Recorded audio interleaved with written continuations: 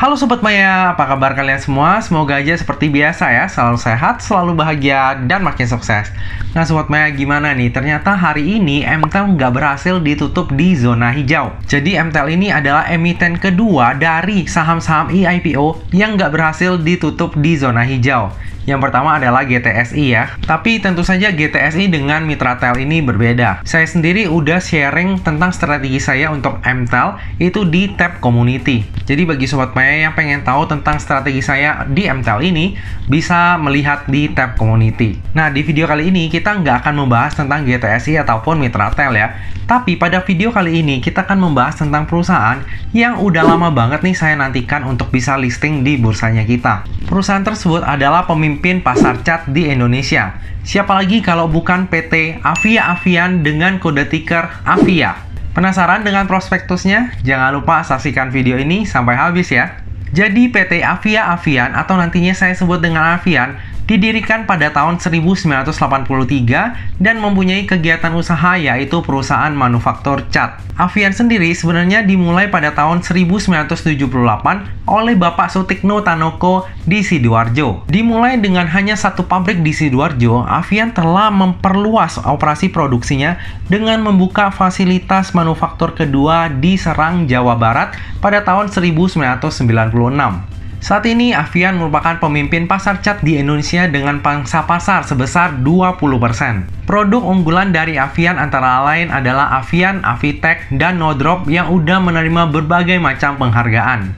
Oke, tadi adalah sekilas background dari Avian. Sekarang kita coba lihat siapa sih pemegang sahamnya. Jadi pemegang saham dari Avian ini ada PT Tankop Surya Santosa itu sebesar 44,1%, lalu PT Wahana Lancar Rejeki sebesar 39,14%, lalu Archipelago Investment Private Limited itu sebesar 10%, lalu sisanya dimiliki oleh Robert Christian Tanoko, Rudy Tanoko, dan juga Roni Tanoko.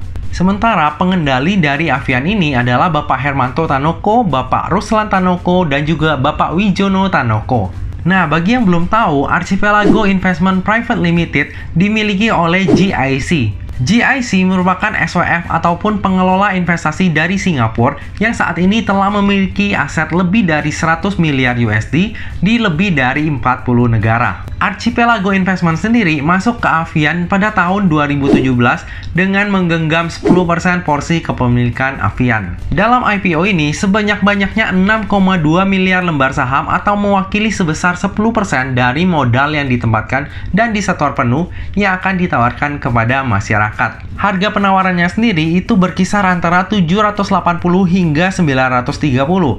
Sehingga dana yang akan diraup dari IPO ini adalah sebanyak-banyaknya 5,7 triliun. Dana IPO yang jumbo ya. Nah, dana IPO tersebut nantinya akan dipergunakan untuk yang pertama adalah sekitar 54,5% itu akan digunakan untuk modal kerja. Lalu sekitar 18,2% akan digunakan untuk penyetoran modal kepada entitas anak yaitu TKTW yang digunakan untuk modal kerja. Lalu sekitar 14% ini akan digunakan untuk pembelanjaan modal atau capital expenditure di tahun 2022 hingga 2024. Lalu sekitar 13,3% akan digunakan untuk pelunasan pokok utang Bank Perseroan dan TKTW yaitu entitas anak usaha. Nah, untuk tujuan IPO ini sebenarnya yang nomor 4 bikin kurang srek ya.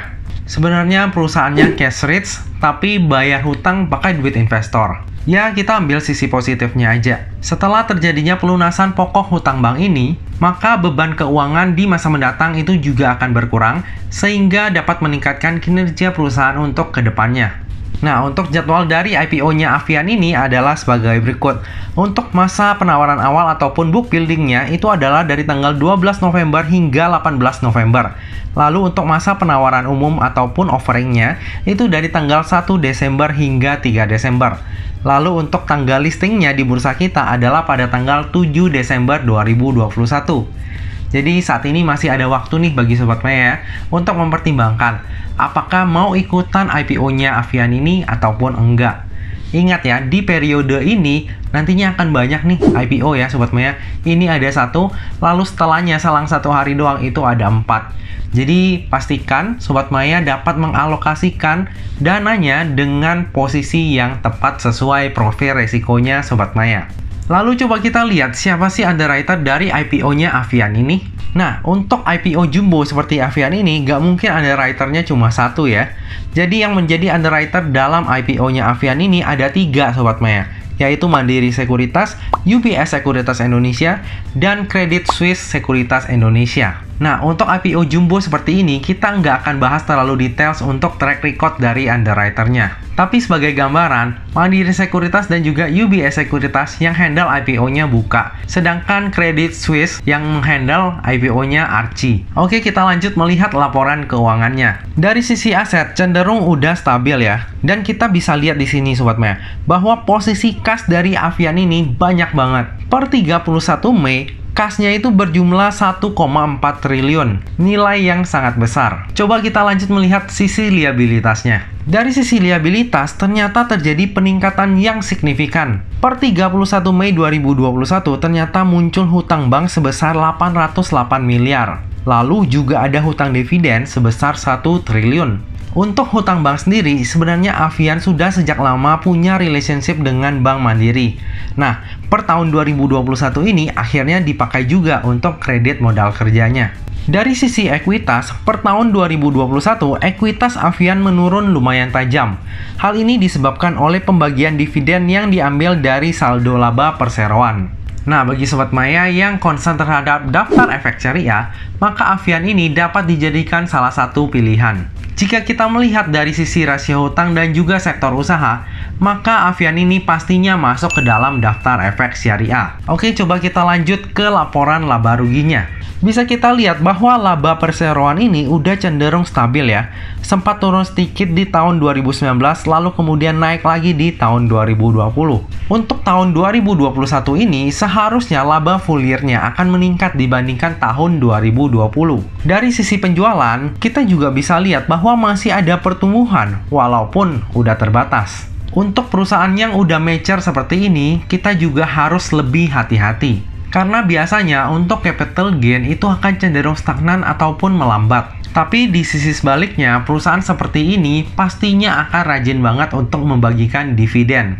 Nah, manajemen Avian udah membuat kebijakan nih Sobat Maya, bahwa akan membagikan dividen rutin setiap tahunnya dengan minimal 50% dari laba tahun berjalan. Which is dividen payout rasionya tergolong besar ya. Di bagian kesimpulan, kita akan coba untuk menghitung estimasi dividen yield-nya ya. Nah, dengan kinerja Avian yang udah mature seperti ini, kira-kira valuasinya di harga IPO mahal nggak ya? Oke, langsung aja kita hitung PER dan PBV-nya. Wah, ternyata valuasi Avian di harga IPO ini lumayan premium ya. PER-nya sebesar 39,78 kali dan PBV-nya sebesar 6,4 kali. Jadi agak kecewa nih, saham yang udah lama saya nanti-nantikan ternyata pada saat IPO ditawarkan di harga yang premium. Coba kita bandingkan valuasinya dengan kompetitor. Ini saya ambil datanya dari kompetitor yang udah mature dan juga rutin bagi dividen nih Sobat Maya. Jika kita bandingkan dengan EKAT ataupun CLPI, valuasi Avian ini benar-benar mahal ya. Jadi tetap beli atau enggak nih? Oke, dari tadi udah banyak banget yang kita bahas. Sekarang tiba juga kita ke bagian kesimpulan. Kesimpulan yang pertama, Avian adalah perusahaan yang udah mature. Kinerjanya cenderung udah stabil dan growth-nya udah terbatas. Tentunya perusahaan seperti ini akan rajin membagikan dividen. Tapi jangan senang dulu. Setelah kita hitung, maka angka-angkanya adalah seperti ini. EPS annualized-nya di 2021 adalah sebesar 23. Lalu dengan DPR sebesar 50%, maka dividen yang akan dibagikan kepada pemegang saham adalah sebesar Rp11,7 per lembar saham. Sehingga dividen yield Avian di harga IPO ini hanyalah sebesar 1% saja. Agak sedih ya. Lalu kesimpulan yang kedua, valuasi Avian sangat premium. Bagi yang mau investasi jangka panjang, ada baiknya ditunggu dulu nih Avian sampai menuju ke harga wajarnya. Lalu kesimpulan yang ketiga, Saham yang ditawarkan kepada masyarakat hanya sebesar 10% saja. Namun, setelah IPO ini akan langsung dilaksanakan private placement sebesar 10% dari modal ditempatkan dan disetor penuh dari masing-masing pemegang saham lama. Harga private placement-nya sendiri akan sama dengan harga IPO-nya. Nah, menurut saya ini jadi salah satu katalis positif. Kalau mau private placement ini sukses, tentunya harga sahamnya harus di-maintain di atas harga IPO dong. Kalau nantinya harga sahamnya berada di bawah harga IPO, ngapain investor tebut private placement-nya? Bener nggak? Lalu kesimpulan yang terakhir. Avian ini adalah saham yang udah saya nantikan sejak lama. Tapi hari ini saya agak bersedih. Karena ternyata Avian ditawarkan di harga yang premium. Nilai IPO-nya pun jumbo sehingga kemungkinan besar nanti penjatahannya pun akan dapat banyak. Menurut saya, saat ini satu-satunya katalis positif dari Avian adalah private placement-nya di harga IPO. Untuk menarik minat investor, tentu saja harga sahamnya harus di-maintain di atas harga IPO. Berikut adalah struktur kepemilikan saham ketika private placement selesai.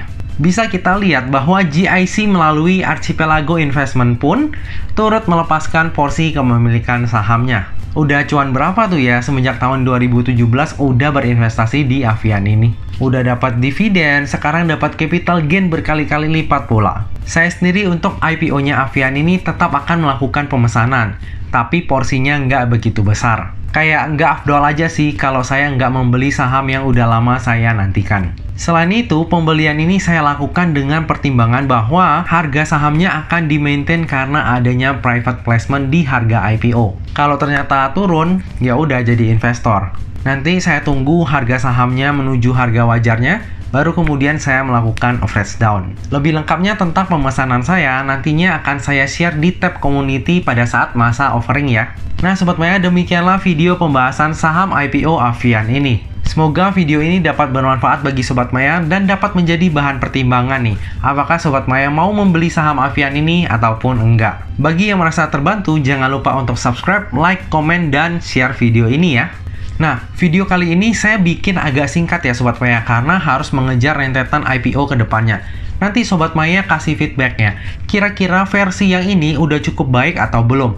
Atau ternyata malah banyak missing information dari versi sebelumnya? Feedbacknya Sobat Maya tentu aja akan sangat membantu saya dan membuat saya lebih semangat lagi dalam membuat video. Nah Sobat Maya, demikianlah video ini. Akhir kata, jangan lupa untuk selalu jaga kesehatan, jangan lupa untuk selalu bahagia, dan semoga perjalanan investasi kita selalu cuan bareng-bareng ya.